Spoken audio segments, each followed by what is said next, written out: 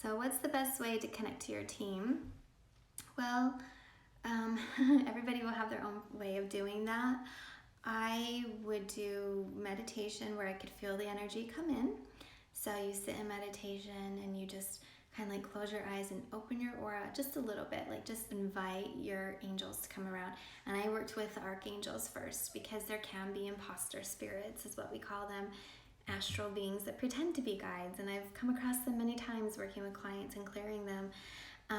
When you start working with your team, they will feel like home.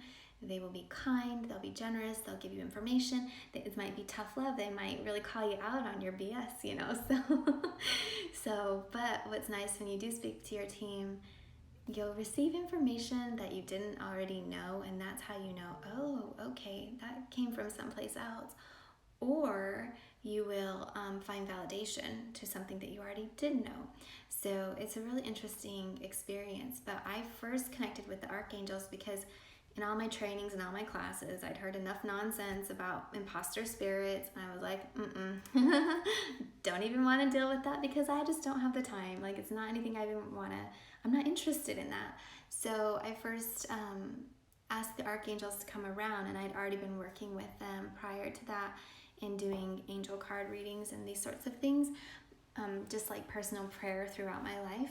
But when I was like, okay, I want to meet my team, so I had them come around and I got really familiar with the archangels, and they hold a strong force field. Like, it's really high vibe. It's a great experience to have their love around.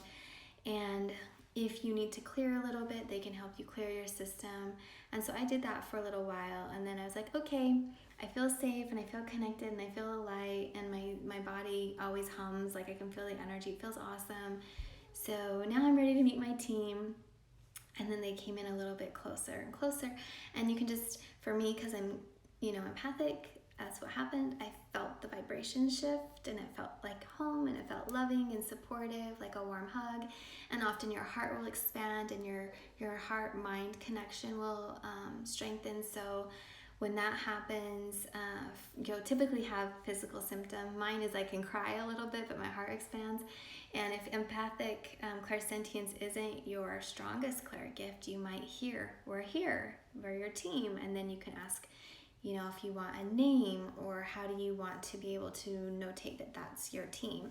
And so just using all of your sensories, but definitely a clean space, protecting by just clearing the energy around you, and making sure that you do feel comfortable and confident that that would be your team that's coming through, and then just start seeing what messages they give you.